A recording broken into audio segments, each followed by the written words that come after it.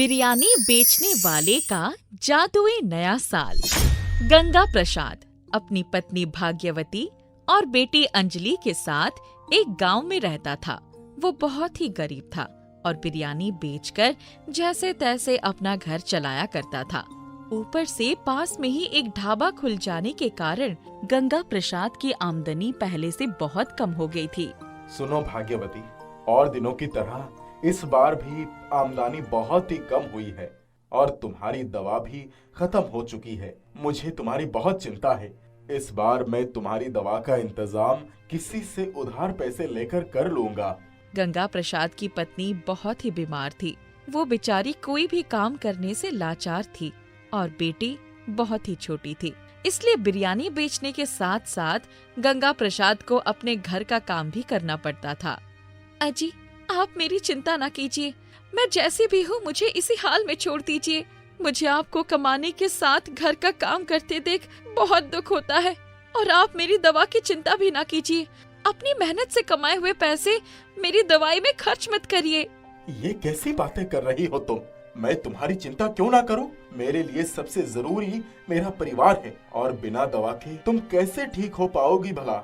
मैं भोलेनाथ से प्रार्थना करती हूँ कि इस बार आपकी आमदनी अच्छी हो और आप मेरी दवा का इंतजाम कर पाए। बस किसी से उधार पैसे मत लीजिएगा। ठीक है, मैं अब तुम्हारी बात मान लेता हूँ। मैं किसी से भी उधार पैसे नहीं लूंगा और ये उम्मीद करूंगा कि इस बार मेरी आमदनी अच्छी हो। हर रोज की तरह गंगा प्रसाद अपने गांव में बिरयानी का ठेला लगाता, लेकिन समय के साथ साथ उसकी आमदनी बढ़ने के बजाय उल्टा कम होती जा रही थी। भाग्यवती, मैं क्या करूं? दवा ना मिलने के कारण भाग्यवती की हालत और भी खराब होती जा रही थी। अपनी पत्नी की ऐसी हालत देख गंगा प्रसाद की आंखों में आंसू आ जाते हैं।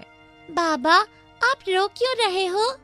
अपने पिता की आंखों में आंसू देखकर उस छोटी सी बच्ची की आंखों में भी आंसू आ गए। बहुत छोटी होने के कारण अंजलि अपनी माँ की हालत से बिल्कुल अनजान थी, लेकिन अपने बाबा की आंखों में आंसू देख वो समझ गई थी कि उसके माँ बाप एक बड़ी ही मुश्किल घड़ी से गुजर रहे हैं। बाबा, मैं नहीं जानती आप क्यों रो रहे हो। आप तो भोलेनाथ के सच्चे भक्त हो ना। चिंता मत करो, भोलेनाथ हमारी सारी परेशानियाँ दूर कर देंगे। हाँ मेरी बच्ची, मैं प्रार्थना करता हूँ कि भोलेनाथ तेरी मुंह से निकली बात सुन ले।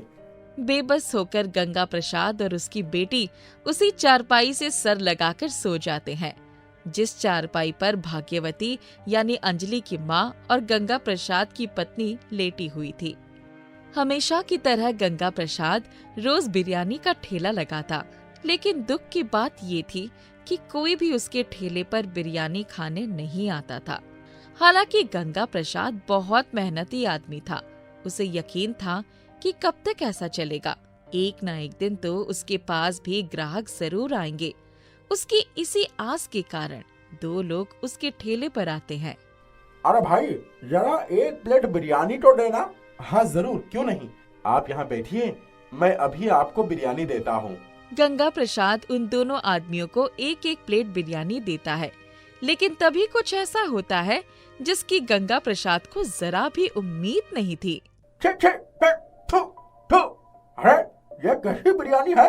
इसमें तो ना नमक है ना मिर्च। कितनी बकवास बिरयानी बनाते हो भाई, है?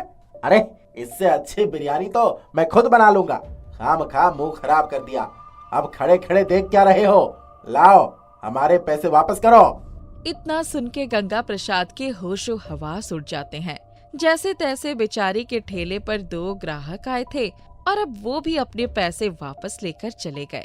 गंगा प्रसाद इस सोच में था कि उसकी बिरयानी इतनी बेस्वाद कैसे बन गई। तभी उसे एहसास होता है कि पत्नी की तबीयत खराब होने और घर के काम करने की वजह से वो पहले की तरह बिरयानी नहीं बना पा रहा है। इस बात का एहसास होने पर गंगा प्रसाद अपने सर पर हाथ रखकर रोने लगता है और तभी उसके ठेले के पास एक साधु बाबा आते हैं। सुन मनुष्य, क्या इस बूढ़े साधु बाबा के खाने लायक कुछ है तेरे पास? साधु बाबा की आवाज सुन गंगा प्रसाद उठ खड़ा होता है। जी बाबा, मेरे पास आपको देने के लिए बिरयानी तो है, लेकिन आपसे झूठ नहीं कहूँगा। मेरी बिरयानी में कोई स्वाद नहीं है, इसीलिए मेरे ठेले पर कोई ग्राहक नहीं है। तूने सत्य कहा, मैं इस बात से बहुत प्रसन्न हुआ। मुझे तेरी बिरयानी के स्वाद से कोई समस्या नहीं है। इतना सुनते ही गंगा प्रसाद तुरंत बिरयानी की एक प्लेट तैयार करके उनको देता है, जिससे साधु बाबा खुशी खुशी खाना स्वीकार कर लेते हैं और कुछ ही देर में प्लेट की सारी बिरयानी खा जाते हैं। तुमने इस बूढ़े साधु का पेट भरकर एक बहुत बड़ा उपकार किया है। मेरे पास बदले में तुम्हें देने के लिए रुपए तो नहीं है, लेकिन तुम ये पोटली रखो, इससे तुम्हारी सारी समस्याएं दूर हो जाएंगी। गंगा प्रसाद उस पोटली को लेने से इनकार करता है, लेकिन बाबा के कहने पर उसे वो पोटली स्वीकार करनी पड़ती है। घर जाकर जब वो उसे खोलकर देखता है तो पता चलता है कि उसमें बिरयानी का मसाला है। ये देखकर वो काफी खुश होता है और ये सोचकर पोटली को एक तरफ रख देता है कि जब जरूरत पड़ेगी तो वो इस पोटली का मसाला इस्तेमाल करेगा। गंगा प्रसाद के कुछ दिन इसी तरह परेशानी में बीतते हैं और एक दिन उस पर मुसीबतों का पहाड़ टूट पड़ता है। असल में उसकी पत्नी भाग्यवती की तबीयत काफी बिगड़ जाती है, जिसके चलते उसका सारा पैसा दवाइयों में खर्च हो जाता है। हे भगवान, अब क्या करूं? मेरा सारा पैसा तो भाग्यवती के इलाज में खर्च हो गया और अब मेरे पास बिरयानी का मसाला खरीदने के भी पैसे नहीं है। आप ही मेरी कुछ मदद कीजिए। ये कहकर गंगा प्रसाद जैसे ही अपनी गर्दन ऊपर उठाता है, उसकी नजर बाबा की दी हुई उस पोटली पर पड़ती है, जिसके बारे में वो भूल चुका था। पोटली को देखते ही उसका मन खिल उठता है और वो भगवान का धन्यवाद करके बाबा के दिए उन मसालों से बिरयानी तैयार करने लगता है। सारी तैयारी करके वो रोज की तरह अपना बिरयानी का ठेला लगाता है, मगर इस बार उसकी बिरयानी से ऐसी खुशबू फैलती है कि देखते ही देखते उसके ठेले पर ग्राहक की भीड़ लग जाती है। पहले जहां 2-4 प्लेट बिरयानी बेचने में ही उसे सुबह से शाम हो जाती थी, इस बार सिर्फ आधे घंटे में ही उसकी सारी बिरयानी खत्म हो जाती है और गंगा प्रसाद खुशी खुशी अपने घर लौटता है। भाग्यवती, आज तो कमाल हो गया, मेरी सारी बिरयानी आधे घंटे में बिक गई। क्या सच में? ये तो बहुत खुशी की बात है। आखिरकार भगवान ने हमारी सुन ही ली। भगवान का नाम सुनते ही गंगा प्रसाद को बाबा की दी हुई उस पोटली का ख्याल आता है और वो अपनी पत्नी से कहता है, मैं समझ गया, ये सब बाबा के दिए हुए मसाले का कमाल है। भाग्यवती, ये कोई मामूली मसाला नहीं है, बल्कि बाबा का दिया हुआ चमत्कारी मसाला है। इसके बाद गंगा प्रसाद के दिन बदल जाते हैं।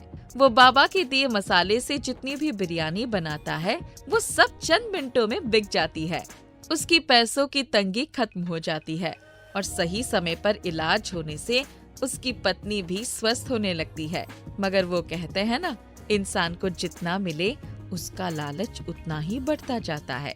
गंगा प्रसाद के साथ भी यही होता है। ज्यादा पैसे कमाने के लालच में वो अपनी बिरयानी का भाव डबल कर देता है। भाव बढ़ने के बाद गंगा प्रसाद हमेशा की तरह अपना बिरयानी का ठेला लगाता है, लेकिन इस बार उसके ठेले पर कोई ग्राहक नहीं आता। शायद आज बाजार ठंडा होगा, इसीलिए ऐसा हुआ। मगर उसके बाद हर रोज यही होता है। रोजाना उसे अपनी सारी बिरयानी घर वापस ले जानी पड़ती है और इसी के साथ गंगा प्रसाद की आमदनी भी फिर से ना के बराबर रह जाती है। जब वो गौर करता है तो उसे पता चलता है कि उसकी बिरयानी से खुशबू गायब हो चुकी है। ये देखकर उसे पक्का यकीन हो जाता है कि जरूर उससे कोई गलती हुई है। हे ईश्वर, अगर मुझसे कोई भूल हुई है तो मुझे क्षमा करें। न जाने आपको मेरी ऐसी कौन सी बात बुरा लग गई कि आपने मेरे हालत फिर से वैसे ही कर दिया। अब गंगा प्रसाद की आमदनी पहले से भी कम हो जा रही थी और दवा ना मिलने के कारण उसकी पत्नी की हालत भी दिन प्रतिदिन बिगड़ रही थी। गंगा प्रसाद बहुत ही दुखी था। वो रोज की तरह एक बार फिर से बिरयानी का ठेला लगाता है, लेकिन इस बार भी उसके ठेले पर कोई भी बिरयानी खाने नहीं आता। भगवान, मुझसे क्या पाप हुआ है? कृपया मुझे क्षमा करें। मैं बहुत दुखी हूँ। मैं कब तक इस तरह हालत का मारा रहूंगा? गंगा प्रसाद अपना बिरयानी का ठेला लेकर घर पहुंचा। इस बार उसकी एक प्लेट बिरयानी भी नहीं बिकी थी। वो घर पहुंचा और घर पहुंचकर उसने कुछ ऐसा देखा जिससे उसके होशो हवास उड़ गए। उसने देखा कि उसकी पत्नी बेहोश होकर जमीन पर पड़ी हुई थी। उसकी बेटी उसे उठाने की कोशिश कर रही थी। उसने तुरंत अपनी पत्नी को उठाकर चारपाई पर लिटाया। उसके मुंह पर पानी का छींटा दिया, जिससे उसकी पत्नी को थोड़ी देर बाद होश आ गया। होश आने पर उसकी पत्नी ने उससे पूछा, सुनिए, अभी कुछ दिन पहले तो आपकी खूब बिक्री हो रही थी, हालत भी धीरे धीरे सुधर रहे थे, लेकिन ऐसा क्या हुआ कि सब कुछ पहले से भी ज्यादा खराब हो गया। गंगा प्रसाद अपनी पत्नी को उन साधु बाबा के बारे में बताता है और बात बताते बताते ही उसे एहसास होता है कि जब लोग उसकी बिरयानी पसंद करने लगे थे तो उसने लालच में आकर बिरयानी के भाव बढ़ा दिए थे। अब गंगा प्रसाद की पत्नी को सब कुछ समझ आ गया था। आपने लालच किया और देखिए उसका हमें क्या सिला मिला।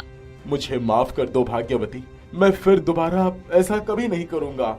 कल नए साल का पहला दिन है, आप भगवान से माफी मांगिए और वादा कीजिए कि आप अब कभी लालच नहीं करेंगे। हे भगवान, जो मैंने किया उसके लिए मुझे क्षमा करें और मेरे हालात को फिर से अच्छा कर दें। मैं अब कभी लालच नहीं करूँगा। फिर क्या था, भगवान ने गंगा प्रसाद की प्रार्थना सुन ली, क्योंकि उसने सच्चे मन से क्षमा मांगी थी। अगले ही दिन से वो साधु बाबा फिर से उसके ठेले पर बिरयानी खाने आते हैं और उसे आशीर्वाद देते हैं। भगवान ने उसके हालतों को फिर से अच्छा कर दिया था। उसकी बिरयानी की खुशबू वापस लौट आई थी और उसके ग्राहक भी फिर से बढ़ गए थे। साथ ही उसकी पत्नी भी तंदुरुस्त हो चुकी थी। गंगा प्रसाद के लिए ये नया साल किसी चमत्कार से कम नहीं था। मानो या न मानो, लेकिन सच में गंगा प्रसाद बिरयानी वाले के लिए तो ये एक जादुई नया साल था। प्लीज हमारे चैनल को सब्सक्राइब करें